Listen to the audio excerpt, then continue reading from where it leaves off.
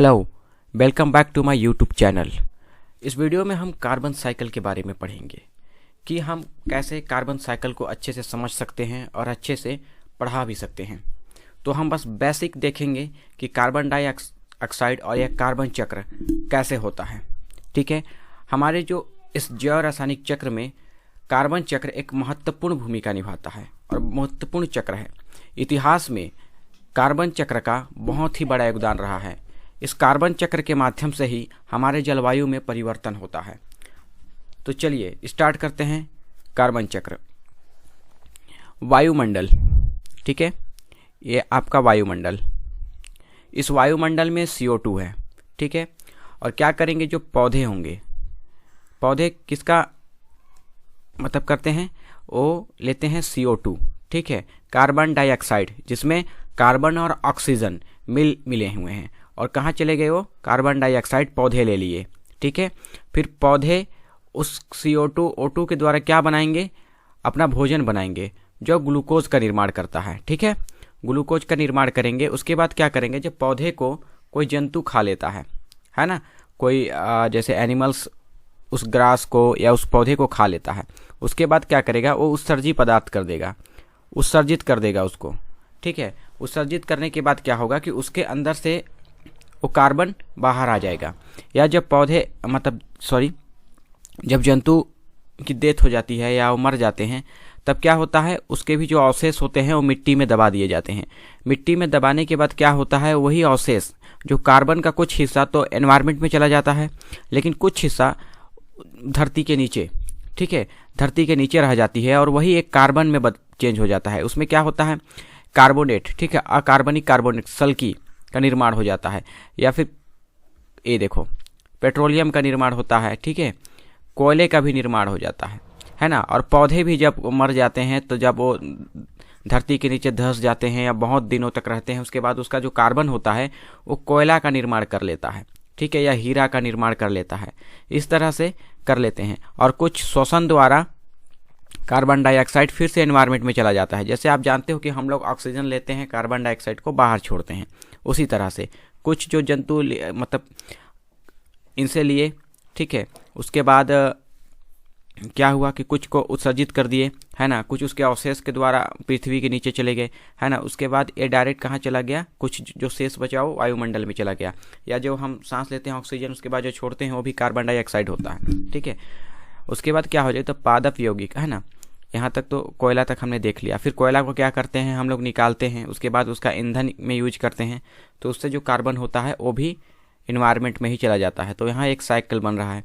Petroleum का है, petroleum जो हम गाड़ियों में यूज करते हैं, जब वो खपत होती है तो उनके इंजन से कार्बन डाइऑक्साइड का गैस निकलता है, जो सीधे कहाँ चला जाता है, एनवायरमेंट में चला जाता है, ठीक है।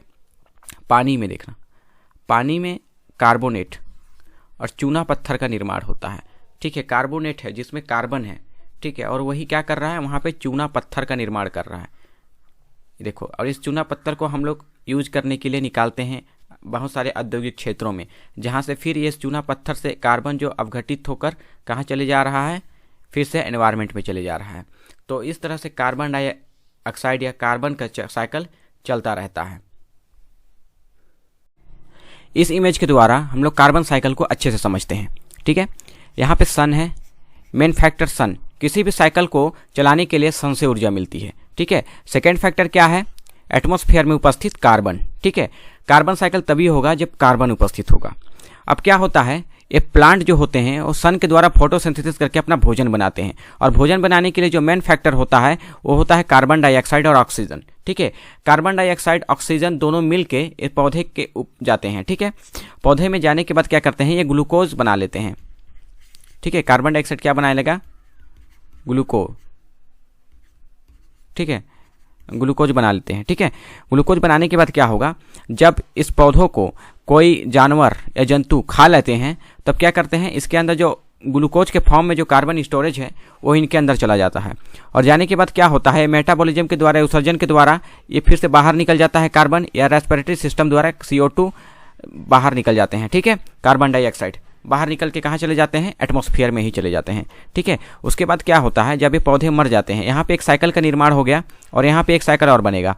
डिकम्पोजिशन, ठीक है। ये पौधे क्या होते हैं, जब सड़ जाते हैं या मर जाते हैं, इनकी मृत्यु हो जाती है, तो क्या करते हैं, लैंड के अंदर दब जाते हैं। लैंड के अंदर कितने सालों तक, ये कई ईयर तक दबे रहते हैं। उसके बाद ये फॉसिल और फ्यूल्स या कोल का निर्माण कर लेते हैं, कोयले का निर्माण कर लेते हैं। उसके बाद हम लोग इसे खोद के निकाल लेते हैं। उसके बाद फैक्ट्रीज में बिजली बनाने के लिए कोयला का उपयोग किया जाता है। उसको जला के हम लोग ईंधन के रूप में उसका उपयोग करते हैं। और फिर क्या होता है, वो जो कोयले में जो कार्बन रहता है वो गैस बनकर कहाँ चला जाता है, फिर से एटमॉस्फेयर में चला जाता है, ठीक है। यहाँ एक साइकिल बन गया। और फ्यूल्स क्या होते हैं, फ्यूल्स का यूज भी हम ईंधन के लिए करते हैं। जब ईंधन होगा तो खपत होकर, खपत से क्या हो जाएगा, उसमें जो जब इंजन चलेगी, ठीक है, गाड़ियों में पेट्रोल का यूज किया जाता है। जब इंजन चलती है तो उसमें से भी कार्बन धुआं अलग से बाहर निकलता है, तो वही कार्बन फिर से बाहर निकल के कहाँ चला जाता है, एटमॉस्फेयर में चला जाता है। तो यहाँ भी एक साइकिल का निर्माण हो गया, ठीक है। ओशन में क्या होता है, ओशन में बहुत सारे जीव जंतु और जलीय पौधे होते हैं जो कार्बन को अवशोषित करते हैं, ठीक है, कार्बन का यूज़ करते हैं। उनको भी मतलब जो रोल होता है, ओशन में भी वही रूल चलता है, ठीक है, जो यहाँ चल रहा है। यहाँ भी पेड़ पौधे होते हैं जो ऑक्सीजन कार्बन डाइऑक्साइड से ग्लूकोज का निर्माण करते हैं। फिर वहाँ जो जानवर होते हैं उनको खाते हैं, ठीक है। उसके बाद वहाँ भी एक साइकिल का निर्माण हो जाता है, ठीक है। पौधों में बाइकार्बोनेट समुद्र में बाइकार्बोनेट चूना पत्थर पाया जाता है, जो मेन सोर्स होता है जिसका कार्बन होता है उसमें, ठीक है। तो उसका उपयोग भी मतलब करते हैं लोग। और फिर क्या होता है, जब चूना पत्थर होता है हम उसको यूज करते हैं। यूज करने के बाद क्या होता है कि उससे भी जो गैस के फॉर्म में कार्बन बाहर निकल के कहाँ चला जाता है, एटमॉस्फेयर में चला जाता है। तो इस तरह से साइकिल बना रहता है, ठीक है। जलीय में क्या होता है कि चलिए एक जलीय पौधा है, ठीक है। जलीय पौधा कोई भी ले लेते हैं। सन आया, सन के लाइट आया, उसके बाद क्या हो जाएगा, फोटोसिंथेसिस हो गया, ठीक है। फोटोसिंथेसिस हो गया है ना।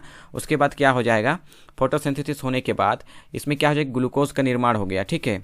ग्लूकोज का निर्माण हो गया। उसके बाद कहाँ क्या हुआ, उसके बाद कोई भी फिश वगैरह जो भी होगा इसको ईट कर गया। ईट करने के बाद क्या हुआ, फिर से दोबारा वही प्रोसेस चलने लगा कि मतलब वो ऑक्सीजन या कार्बन डाइऑक्साइड छोड़ेगा। उसके बाद उसके जो मेटाबॉलिज्म है, उत्सर्जन द्वारा कार्बन जो होगा वो बाहर निकल जाएगा, है ना।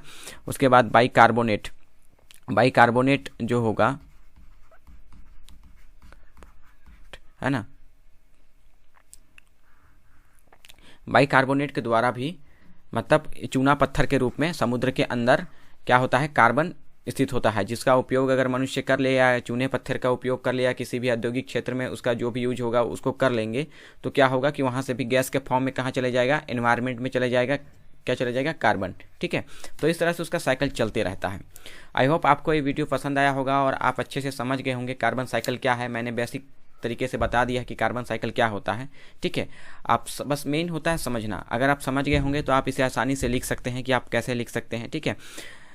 तो अगर आपको वीडियो अच्छा लगा होगा तो आप ज़रूर इसे लाइक करें और चैनल को सब्सक्राइब करें और शेयर ज़रूर कर दें। Thank you.